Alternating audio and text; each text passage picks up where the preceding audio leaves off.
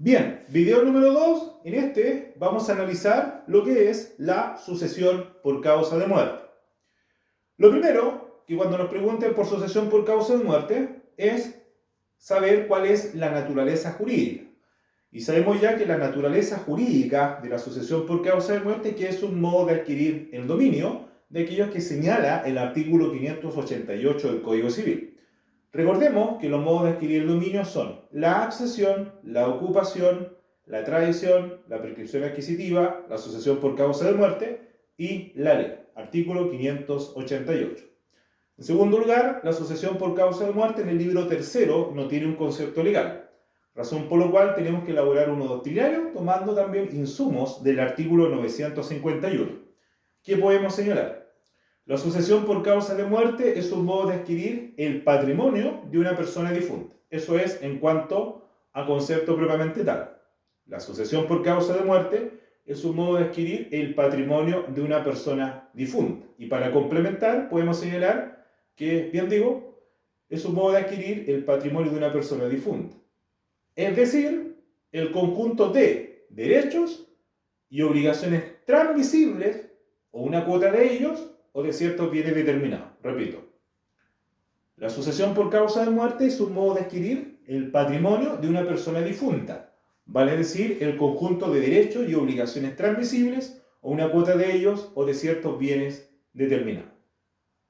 Otro concepto en doctrina de la sucesión por causa de muerte, podemos señalar que es un modo de adquirir el dominio de bienes, derechos, obligaciones, acciones y facultades transmisibles de una persona cuya existencia legal se ha extinguido, ya sea real o presuntivamente. Esos son los conceptos de sucesión por causa de muerte. Ahora, la pregunta que puede salir acá es, ¿hay libertad para testar en Chile? Y la respuesta viene dada en que no hay libertad para testar en Chile. Pero ojo, que para otorgar testamento no hay un inconveniente propiamente tal, porque para otorgar testamento incluso lo puede hacer un incapaz relativo. Recordemos que los incapaces relativos son solamente dos, que son el menor adulto y el disipador interdicto. Ahora, volviendo a la pregunta, ¿existe libertad para testar? Habíamos dicho previamente que no, pero para otorgar testamento propiamente tal, incluso lo puede hacer un incapaz relativo. Pero, si entendemos que una persona puede disponer como quiera en el testamento, no se puede. No obstante, se discute. Ahora, otra pregunta es, ¿cómo se puede suceder a una persona? ¿Cómo se puede suceder a una persona?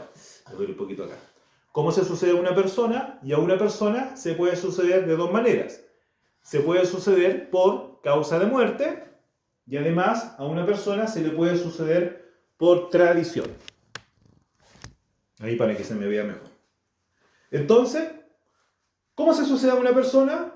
A una persona se le puede suceder, en primer lugar, por causa de muerte y además por tradición.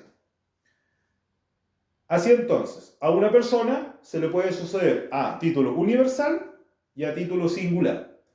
A título universal hablamos de los herederos y a título singular hablamos de los legatarios. Recordemos que el heredero es aquel que sucede en la universalidad del patrimonio. Heredero es aquel que sucede en la universalidad del patrimonio. Vale decir, sucede en la universalidad pero sin comprometer bienes determinados, pudiendo el heredero claramente suceder en el patrimonio o en una cuota. En cambio, el legatario va a suceder a título singular, vale decir, va a suceder bienes determinados. Por ejemplo, dejo a Juan un auto, bienes determinados. Ese es el caso del legatario.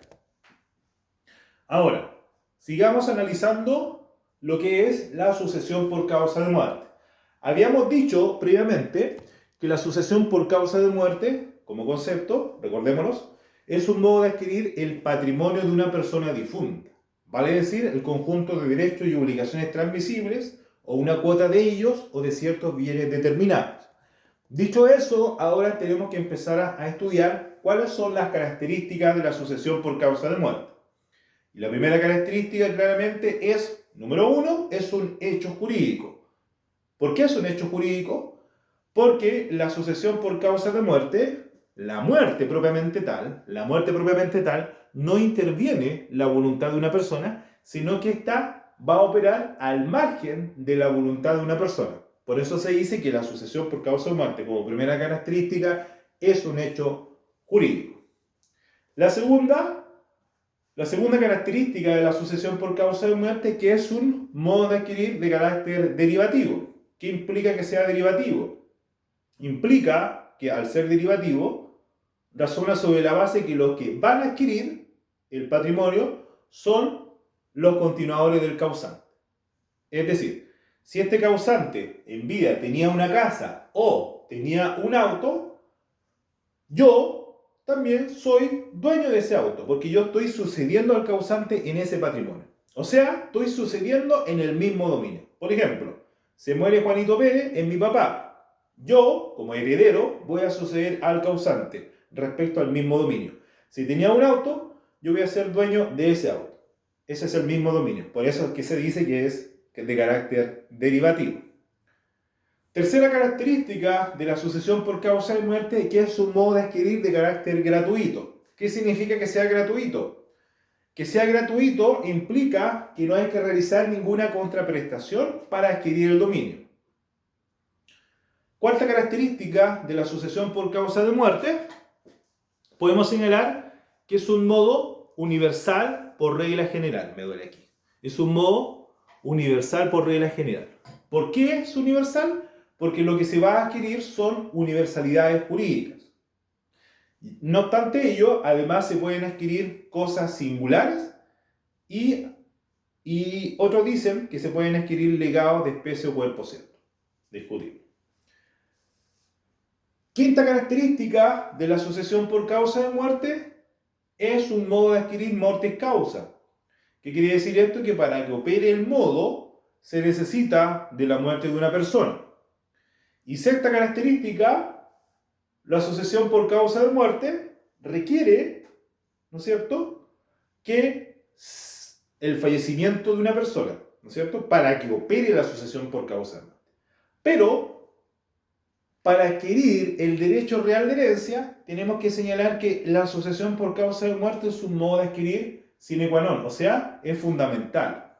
Pero además, el derecho real de herencia no solo se puede adquirir por sucesión por causa de muerte, sino que además uno lo puede adquirir, por ejemplo, el derecho real de herencia a través de la prescripción, ¿no es cierto?, que es un modo de adquirir, y además se puede adquirir además a través de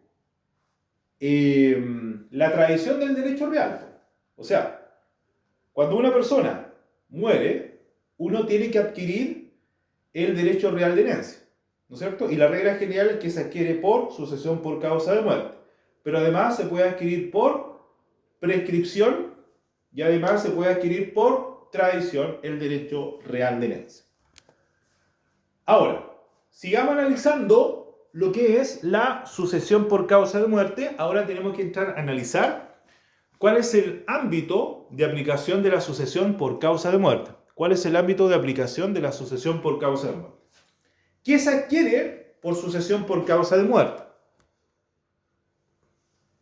¿Qué se adquiere por sucesión por causa de muerte? ¿Qué se adquiere? A través de la sucesión por causa de muerte, recordemos, ámbito de aplicación, lo que adquiere uno a través de la sucesión por causa de muerte es el patrimonio, aquella parte del patrimonio, ¿no es cierto? Y uno va a adquirir derechos, obligaciones, bienes, cosas corporales, incorporales, muebles, inmuebles y también el pasivo. Entonces, ¿cuál es el ámbito de aplicación de la sucesión por causa de muerte? A través de lo que va a adquirir uno es el patrimonio de una persona. Y el patrimonio de una persona está compuesto por derechos, bienes, cosas corporales, incorporales, inmuebles y también el pasivo. Eso es lo que adquiere una persona a través de la sucesión por causa de muerte. Eso como regla general. Pero no todo se puede adquirir por sucesión por causa de muerte. ¿Por qué? Porque hay derechos de carácter intransmisibles Y además hay obligaciones de carácter intransmisible que no se pueden adquirir por sucesión por causa de muerte. Por ejemplo, vamos con los derechos de carácter intransmisible. Recordemos que los derechos intransmisibles son intransmisibles, o sea, no se pueden adquirir por sucesión por causa de muerte. ¿Y cuáles serían derechos intransmisibles? Por ejemplo, el derecho de ir a alimentos, el derecho de usufructo, por ejemplo. Eso no son transmisibles. Y de obligaciones intransmisibles tenemos aquellas obligaciones que son de carácter intuito personal, de donde éstas suponen una calidad especial.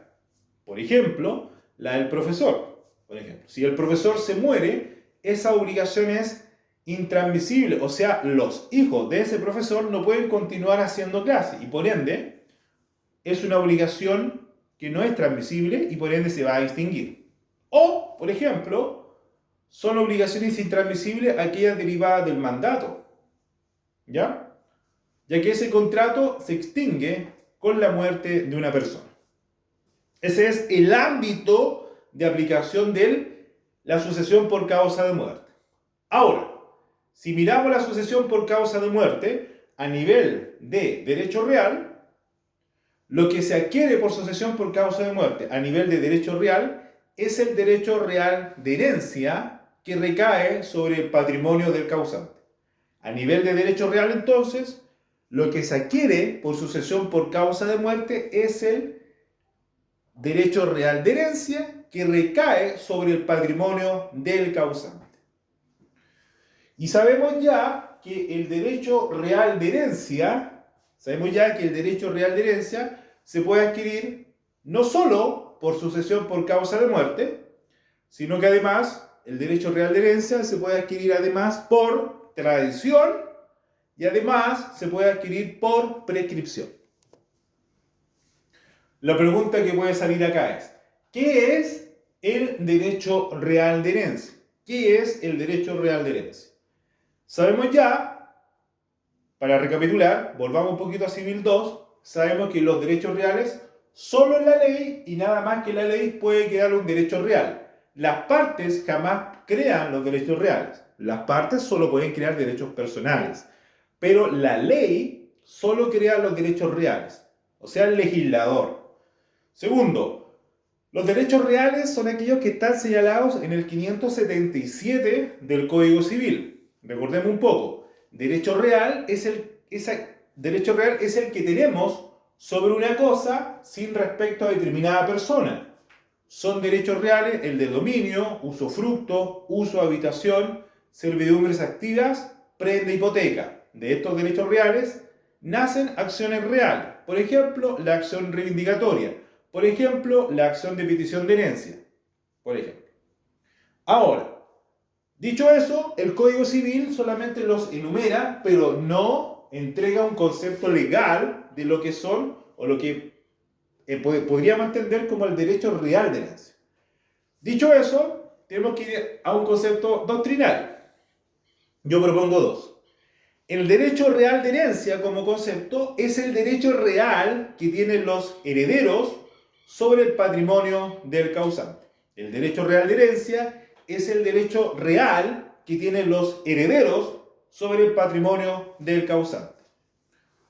Otro concepto señala que el derecho real es una universalidad jurídica del difunto. El derecho real es aquella universalidad jurídica del difunto, involucrando sus derechos, deudas, elementos activos y pasivos. Esos son los conceptos de derecho real. ¿Ya? ¿Qué más podemos señalar? En cuanto a las características del derecho real, podemos señalar la siguiente. Número 1. El derecho real de herencia, como primera característica, es un derecho real, de aquello señalado en el 577. Número 2. Constituye el derecho real de herencia una universalidad jurídica distinta de los bienes que lo componen. Y número 3. Tercera característica del derecho real de herencia es que tiene una vida efímera. ¿Qué implica esto que sea efímero? Implica que, practicada la división, el derecho pasa a ser absoluto, con un carácter absoluto y no relativo. Eso es lo que implica que sea efímero. Ahora, la herencia, dijimos que es un derecho real. ¿Y qué implica esto? Que es un derecho absoluto que posee una acción oponible, o sea, erga omnes, y que es la acción de petición de herencia. Más adelante la vamos a estudiar, propiamente tal. Y con esto termino este video, con una pregunta. Por tanto, el derecho real de herencia, ¿por qué modos de adquirir el dominio se puede adquirir? Y el derecho real de herencia se puede adquirir por 3 modos. Se puede adquirir, número 1, por sucesión por causa de muerte. Número 2, el derecho real de herencia se puede adquirir por tradición. Y 3, el derecho real de herencia se puede adquirir por prescripción. ¿Qué más podemos señalar acá?